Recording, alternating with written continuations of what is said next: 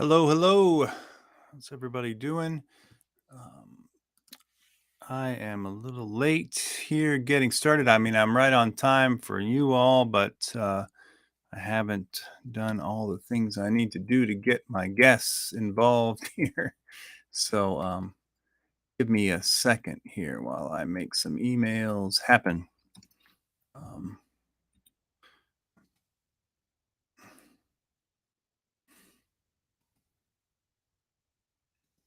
all right. Hopefully that will do it. All right. Okay. So we have an interesting story this evening from the Gospel of Matthew. The Gospel text for this Sunday is a quite famous one. Um, Dealing with the dealing with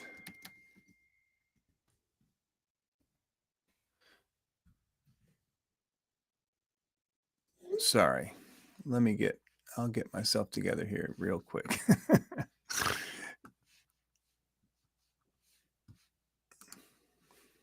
Yes, dealing with the taxes to whether you give taxes to Caesar or not, found in multiple Gospels. So let me just read this text, and hopefully that will give time to our guests to get here.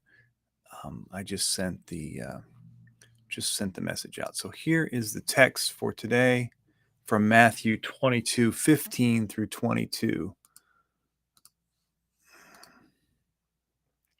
All right, can you see that?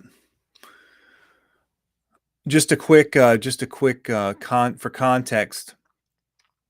In Matthew 22, we have the parable of the wedding banquet, which we just looked at last week, and then the question of paying taxes.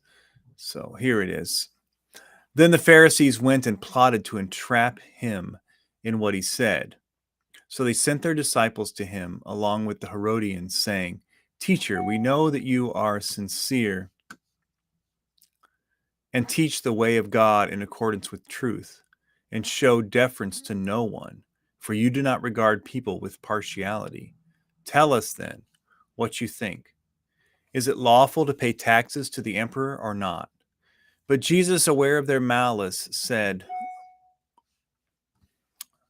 "Why are you putting me to the test, you hypocrites? Show me the coin used for the tax." And they brought him a denarius. Then he said to them, "Whose head is this, and whose title?" They answered, "The emperor's." Then he said to them,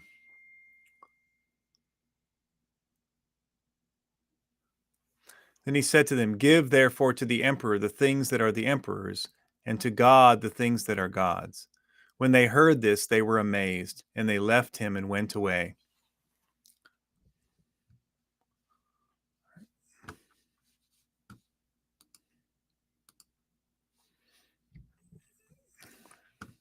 I got to stop this notifications. They're dinging left and right.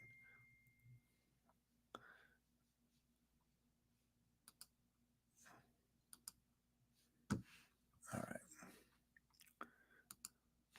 I got some responses from folks here, but let me. All right. There's Mark. All right. Okay. Hey, Mark. Oh, can you hear me? Yeah. Can you hear me? Yeah. Yep. Okay. All right. My internet's acting a little funky, so we'll see how this thing goes. That happens sometimes. Yeah.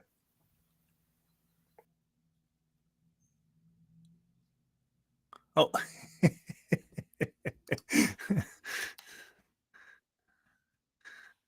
Just we weren't clear enough with Marcy. He's still there. Oh, looks like you might have frozen a little bit.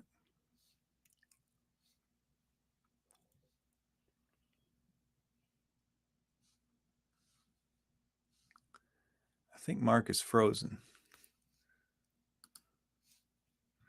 It's weird though, because it says he has good internet. See if I bring him back. Oh, yeah, he might have to come back out and come back in again. Let me, I'll send a,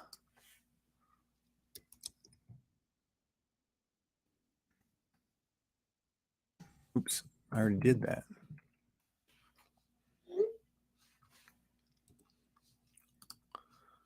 All right. Looks like Mark is having some struggles. I have to say that I am having some struggles myself on my end. So maybe we will just cut this a little short, and we might have to circle back around again later on. I'll just be upfront with everyone. I've had a really difficult time thinking about preparing for this. All the stuff going on in the world just kind of taken over with for my thoughts and everything. So yeah, it's hard even to think about the region where these stories take place without thinking about all that's going on with Israel Palestine right now. But anyway, just real quickly on the story for today, on Jesus' words. Let me. I just think that what I would want to say, in the simplest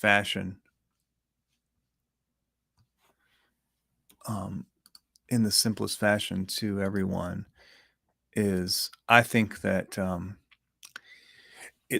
the interpretation of this text has been difficult for us, especially when we want to kind of have a comfortable place inside the empire, to put it as plainly as possible.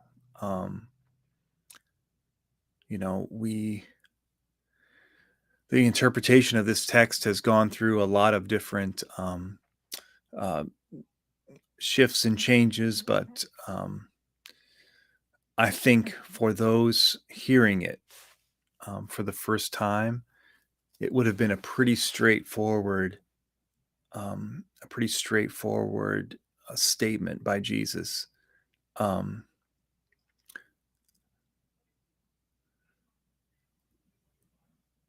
Basically saying, that you, let's put it this way: the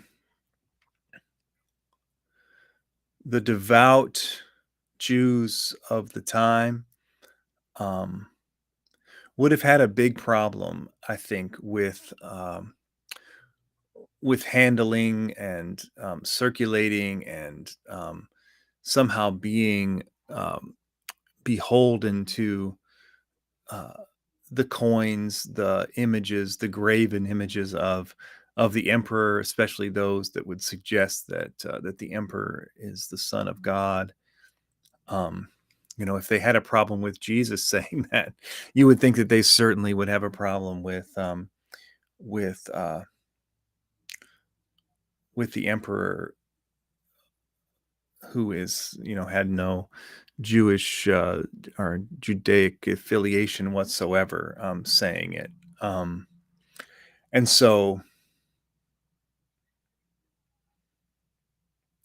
yeah, I think there should be a acknowledgement that, as hard as it is for us in with the complicity that we have, with the contradictions that we have, living within and dependent upon the system that is an imperial system.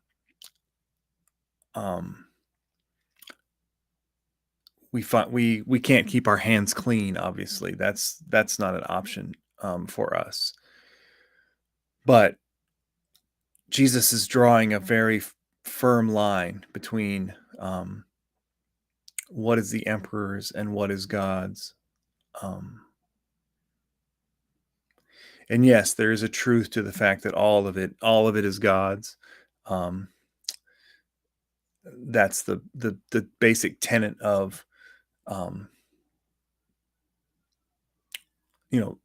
the Old Testament understanding. But the text, Jesus' words at the end of the text, make it very clear that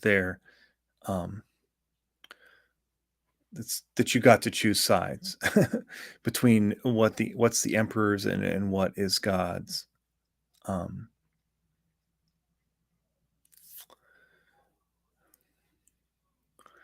Yeah, and I think the only thing I will really add to this that I was really thinking about today is I was reading. Shoot, I don't know if I have it here. Maybe it's at work, but I've mentioned to you all before that we have a partnership with a church in Cuba, and the pastor there is a professor in the Presbyterian Reformed Seminary in Matanzas, Cuba, and he's written a book. He's written a book about a theologian from the revolutionary era of Cuba. Sergio Arce is the theologian's name, and this theologian spent a lot of time trying to think through and think about what it meant to be a theologian who embraced the revolution, who embraced the tenets of the revolution. And of course, most people, what they would immediately come back with is that the revolution, the Cuban Revolution, was atheist. That there was a downplaying, and maybe even from the side of the church, they might even say a persecution or a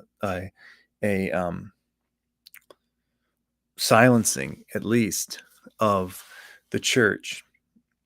But what Arce's argument about that is that the what was considered the theism or the religion of the time that was practiced by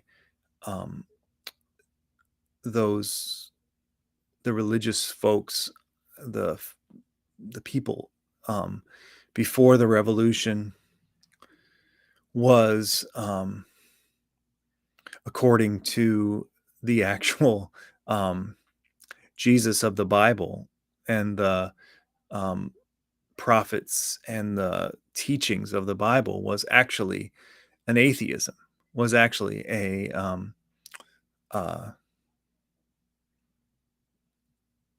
actually showed no evidence of being in any way related to or in relationship with the God of the Bible. Maybe that's saying, let's say that that's what I take from what Arce was saying. Let's not say that maybe that's exactly what he said. But I think Jesus is getting at something similar here, because he is talking to religious leaders. He's talking to the Pharisees and the Herodians, as it says here. And they are trying to play this game of loyalty or fidelity, or at least interaction and relationship with both the emperor and Yahweh. And I would say what Jesus is trying to suggest is that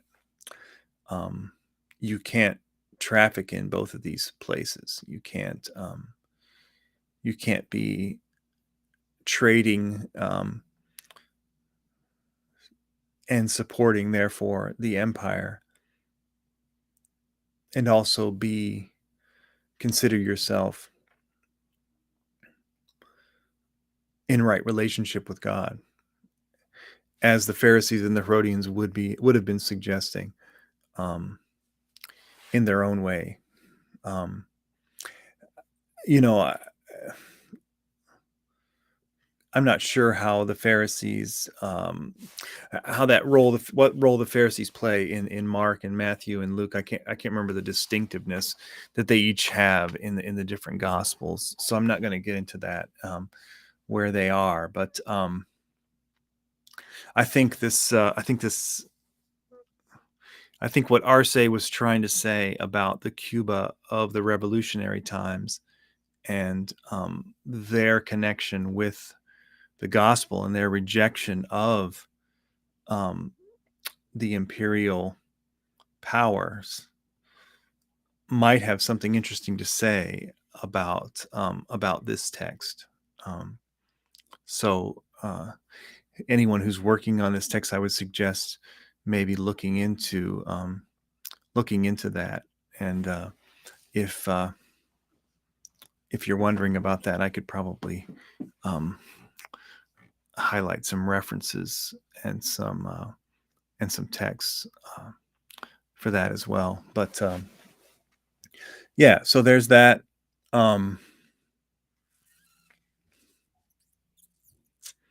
Yeah, I mean, I don't know if I want to go too much further.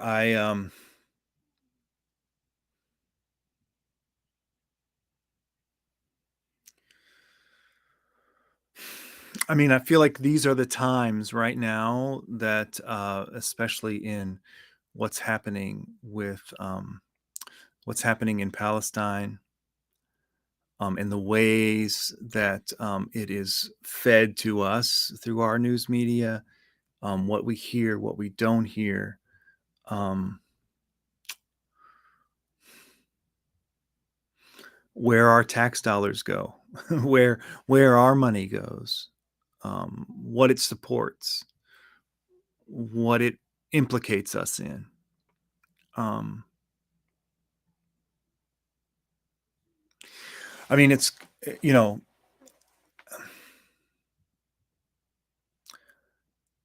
there is clearly in the Bible um, a clear anti-imperial um, and what we would later call an anti-colonial understanding of the world, uh, a clear demonstration by um, the coming of Jesus to the people that Jesus comes to and the people that Jesus ministers among, that would suggest.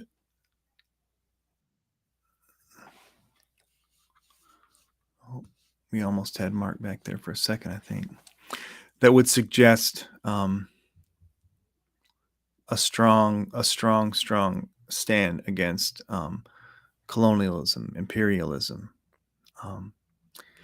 and I would encourage anyone who still has questions to really think about um, what's going on in Palestine and Israel. Who is the colonial power? Who is the representative of empire uh, in the conflict? And what has that meant historically, and what does it mean now? Who is the who who are the settlers? Who are the indigenous? Ask yourself the question: what what is Gaza? What is that? How did it come about?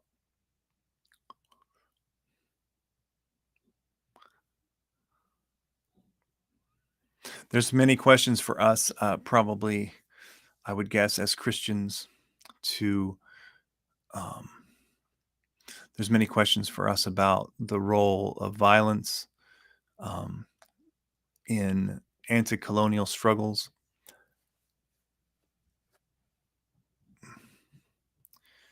Maybe there's something to be read back into um, the Gospels and the period of time they come out of. What do they tell us? Um, what do they tell us about the use of violence from the side of the oppressed? But it should be clear to us uh, who are followers of Jesus, who understand that Jesus is one who came um, to set the captives free, to take the side of the oppressed, to um, see, as Matthew will state over and over again, that the last will be first and the first will be last.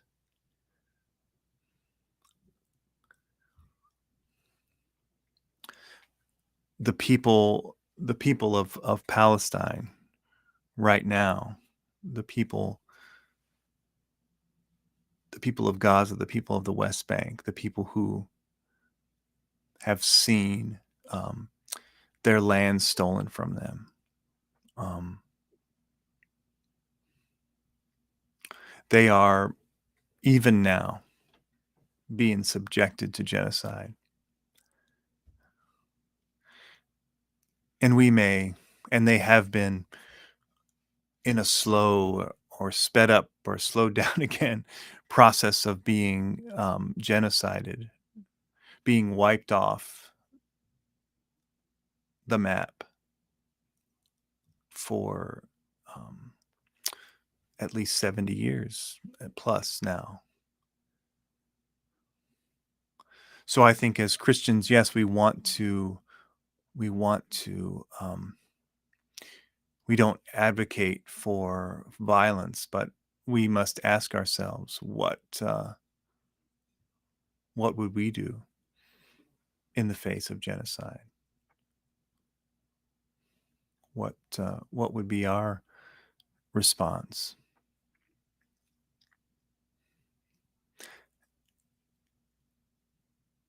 And the greatest hypocrisy of all, that we cry out, we bemoan the use of violence by one side, but as 1,000 children have been erased from Gaza, as 4,000 people have been erased from Gaza through bombings and the destruction of whole families in the place where they live. Where is the outcry? Where is the nonviolence? Where is our um,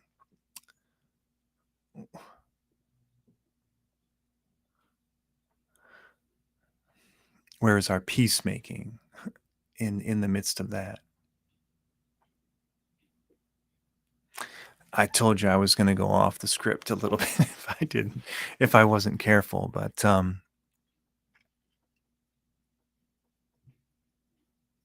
I think the text itself, though, if we return to the text is asking us, our the media we're fed, the stories that we hear, the stories that we don't hear, the the the understanding that we have of the world. Um, maybe it's not a coin, or maybe it's not an inscription, so to speak, but who is it advocating for? Whose side is it on? Whose purposes does it serve? In some ways, it's far beyond the coin and the inscription and the circulating of money. It's our whole morality and mentality has been shaped by the empire, by the Western world that wants us to believe and see a certain way. And it's time for us to wake up and remember again what God is calling us to. And if your God is calling you to endorse and support genocide against a whole people, then just as Arce would say, you're more atheist than any atheist that you might be fighting against. You are clinging to the wrong God. Your God is no God at all. It's just a creation of the imperial powers to get you to fall in line.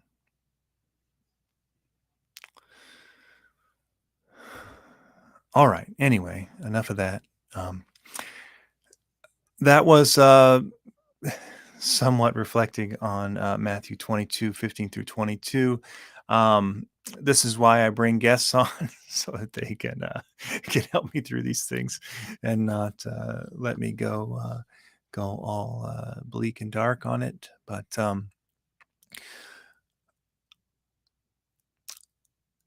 next week we'll be back with a little more of Matthew. Hopefully we can grab Mark and Marcy and maybe Leonard as well, and we can talk about the text.